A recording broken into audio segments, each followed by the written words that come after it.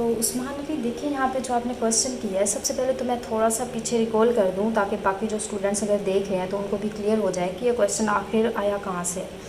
तो देखिए, उसमें मैंने आपको ये बताया था कि आप किसी भी टाइप की ट्रायंगल लें, मतलब कितनी भी छोटी ट्रायंगल लें, कितनी भी बड़ी ट्रायंगल लें, सबसे पहली बात वो राइट एंगल होनी चाहिए। राइट एंगल, उसमें एक एंगल राइट होना चाहिए। मतलब राइट एंगल ट्रायंगल का मतलब एक एंगल उसमें फ़िक्स हो 90 डिग्री। अच्छा, उसके बाद दूसरा मैंने ये आपको कहा था कि अगर आप एक एंगल थीटा उसमें फ़िक्स कर दें, जैसे फॉर एग्जांपल इस एंगल को मैं 30 डिग्री फ़िक्स कर दूँ, इसमें भी मैं क्या करूँ 30 डिग्री फ़िक्स कर दूँ, जैसे ये दो बातें। तो आप देखेंगे कि अब ये बड़ी ट्रायंगल है, ये हमारी छोटी ट्रायंगल है। अब इस तरह की और भी इससे भी बड़ी, इससे भी मज़ीद छोटी आप ट्रायंगल चाहे ले लें, मर्जी जैसी भी ले लें, बट उसमें रिस्ट्रिक्शन ये होगी कि अगर एक एंगल 90 है और एक एंगल 30 है, तो उसमें आप देखेंगे उन सारी ट्रायंगल्स की जब आप रेशो फाइंड करेंगे, लेंथ जाहिर सी बात है इसकी ये बड़ी है, ये वाली भी बड़ी है, यहाँ पे भी ये छोटी है, ये छोटी है, बट आप देखेंगे इन दो की जब रेशो फाइंड करेंगे, ये दो रेशो फाइंड करें या ये दो रेशो फाइंड करें, ये दो रेशो, तो उन सारी ट्रायंगल की ये जो रेशो होगी ये हमेशा सेम आएगी। ऐसा हो क्यों रहा है? ये एंगल 30 होने की वजह से। तो ये मेन मैं आपको चीज़ बताई थी कि साइन कोसाइन और टैन थीटा ये आए कहाँ से। तो जब देखा गया कि वैल्यूज़ ये सेम आ रही है तो इसको साइन का नेम दिया गया, वो साइन का और टैन का। तो मज़ीद अगर डिटेल करनी है तो ये जहाँ पे इन्होंने क्वेश्चन पूछा है उस लेक्चर को जाके देख लें। खैर, उस्मान अली का जो क्वेश्चन था वो ये था कि यहाँ पे उन्होंने कहा कि मैंने क्या किया, सबसे पहले परपेंडिकुलर जो है इसको मैंने 4 लिया। अच्छा, अब उसके बाद ये जो हमारी लेंथ है उसको 8 लिया गया। तो जाहिर सी बात है यहाँ पे दो हमने जब फिक्स कर दी तो थर्ड वाली हम कैसे फाइंड करते हैं? पाइथागोरस थ्योरम को यूज़ करते हैं। तो पाइथागोरस थ्योरम हमें क्या कहता है? सी स्क्वायर इक्वल ए स्क्वायर प्लस बी स्क्वायर। तो मतलब यहाँ पे 8 स्क्वायर इक्वल हमारे पास ये 4 स्क्वायर, एक आगे साइड तो हमारे पास बेस नहीं गिवन, तो बेस यहाँ से हम इजीली फाइंड कर सकते हैं। तो यहाँ से जो बेस आप फाइंड करेंगे, आप देखेंगे हमारी जो बेस है वो कुछ ये नंबर आ रहा था। तो उस्मान अली का जो क्वेश्चन था वो ये था कि मैंने यहाँ पे उनको फाइंड करके दे दिया था कि ये वाली हमारी जो रेशो है, सबसे पहले तो देखिए परपेंडिकुलर हमारे पास क्या आ रहा है, ये 4 आ रहा है, और अगर डिवाइजर में देखें तो हाइपोटेन्यूज की वैल्यू हमारे पास 8 आ रही है। तो 4/8 मतलब कि हमारे पास आंसर यहाँ से 1/2 आ गया। तो उन्होंने कहा है उस्मान, आपका यही क्वेश्चन था ना कि हम मेरे पास वैल्यूज़ जो हैं वो गलत आ रही हैं, तो आपको कैसे पता लगा कि वैल्यू गलत आ रही है? हाँ, वैल्यू गलत आने का ये मतलब होता है कि साइन और कोसाइन की हमें पता है रेंज, मतलब जो आंसर आता है वो हमेशा 1 और -1 के बिटवीन में हमारे पास रहता है, और जो हमारे पास टैन थीटा की रेंज होती है वो all set of real number. अगर तो आपका आंसर -1 और 1 या इक्वल 1 -1 या इसके बिटवीन कोई नंबर आ रहा है तो इट मीन्स आपकी वैल्यूज़ ठीक आ रही हैं। सेम अगर टैन की all set of real number में से कुछ भी आ रहे हैं तो मतलब आपके आंसर ठीक आ रहे हैं। तो क्या आपका आंसर 1 -1 के अलावा मतलब 2, 3 या 2 पॉइंट समथिंग इनके अलावा अगर एक्सटेंड कर गया रेंज तो इट मीन्स आपका आंसर गलत है। तो आपने मुझे अपने आंसर्स नहीं बताया, तो देखिए यहाँ पे आपको मैं फाइंड करके बता देती हूँ। हाफ आ गया मतलब 1/2, इट मीन्स ये हमारा 0.5, तो मतलब आंसर जो है वो ठीक आ रहा है। सेम इसी तरह अब देखिए ट्रायंगल भी अगर मैं आपको ड्रा करके बताऊं तो ये देखिए, मैं अगर इसको मैं आपको स्केल से ड्रा करके बताऊं तो मे भी टीचर्स आपको नज़र आ रहे हो ना आ रहे हो तो आप इसको खुद कर लें। सबसे पहले 6.9 मैंने मेजरमेंट यहाँ पे लिया। अब हमें पता है हमने क्या लेनी है, राइट एंगल ट्रायंगल लेनी है, तो उसके लिए हमारे पास ये स्ट्रेट लाइन लेना होगी। और इसके बाद देखिए हमारे पास 4 आ रहा है, तो 4 ये यहाँ पे कहीं पे बन रहा है, ये हो गया, क्लियर है।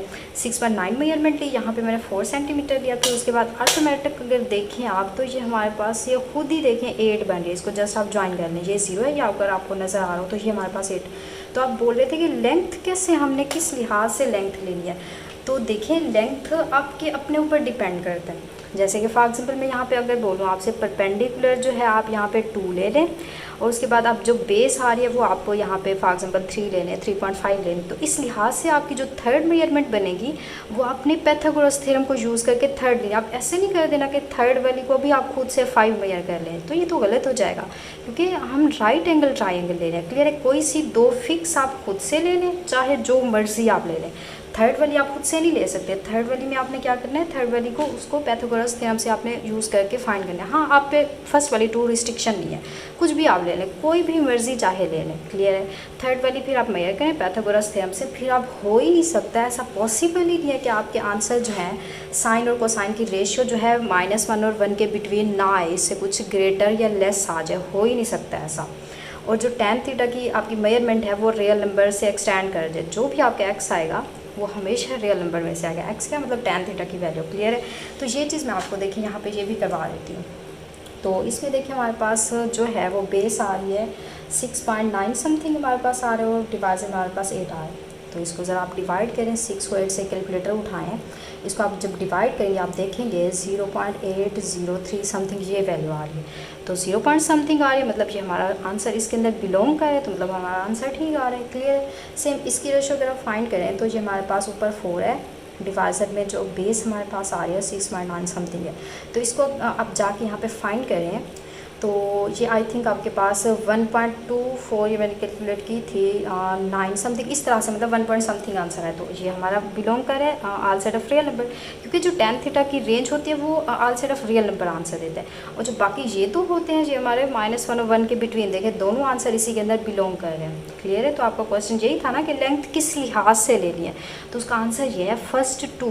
फर्स्ट टू का मतलब इन तीनों में से कोई सी भी दो आप मेजरमेंट खुद से ले लें, ज़रूरी नहीं आपने डबल करनी है। आप डबल की बात कर रहे थे तो 4 है, 4 का हमने यहाँ पे डबल कर दिया, ऐसा हर चीज़ नहीं है।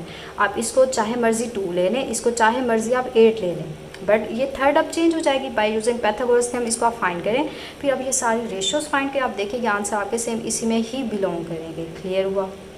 अच्छा, मे बी आपके माइंड में ये बात भी आ रही हो कि हमारे पास ये जो 1/2 आंसर, सॉरी इसको रेस नहीं करना था, ये हमारे पास 2.8 समथिंग आ रहा है और ये हमारे पास 0.5 आ रहा है। तो आप कह रहे होंगे, सोच रहे होंगे कि ये हमारा जो एंगल थीटा है ये कितना है, ये 30 बेसिकली यहाँ पे है या नहीं है, ये मुझे आइडिया नहीं है। अगर मैं यहाँ पे sin 30 की बात करूँ, sin 30 हमारे पास हाफ होता है, 1/2 आता है। क्लियर है। बट जब आप देखेंगे कोसाइन 30 tan 30 वो आपके पास ये आंसर गलत आएंगे, ये नहीं आएंगे।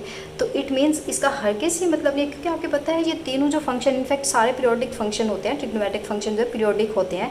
अगर आप साइन का देखिए यहाँ पे ग्राफ अगर आप फाइंड करें तो ये हाफ वैल्यू देखें, यहाँ पे हमारे पास ये 1 होता है, तो हाफ यहाँ पे कहीं पे वैल्यू आ गई, तो मतलब ये यह देखिए यहाँ पे 1/2, यहाँ पे 1/2, तो आपकी वैल्यू जो है एंगल थीटा आप पुट करें तो हाफ वैल्यू ज़रूरी है जस्ट 30 पे दे। कुछ और एंगल्स भी ऐसे आएंगे पीरियोडिक फंक्शन होने की वजह से जहाँ पे साइन आपको एंगल 1/2 देगा, हालांकि वहाँ पे हम 30 के अलावा कुछ और एंगल पुट कर रहे होंगे।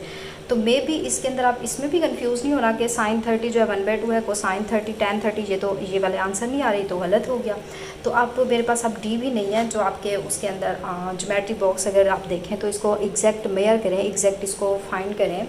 सबसे पहले तो एग्जैक्ट आपको ये ड्रा करनी पड़ेगी ट्रायंगल, फिर इस एंगल को मेयर करना पड़ेगा। मे बी हमारे पास 30 ना हो, 30 पॉइंट समथिंग हो या 29.99 समथिंग, कुछ इस तरह से एंगल आ रहा हो। तो फिर आप उस फिक्स एंगल को इस डी को यूज़ करके अगर अच्छे से आप ड्रा कर पाते हैं, अच्छे से इसको कर पाते हैं, तो फिर उस एंगल को आप मेयर करें कि आया कि वो कौन सा आ रहा है। 28 हो सकता है या इसके अप्रॉक्सीमेट कुछ और हो सकता है, कुछ और एंगल भी हो सकता है। तो ऐसा एंगल आप इसमें फाइंड करें जिसमें तीनों की वैल्यूज़ जो हैं वो ये आ रही है। क्लियर। तो इसमें भी कंफ्यूज नहीं होना आपने।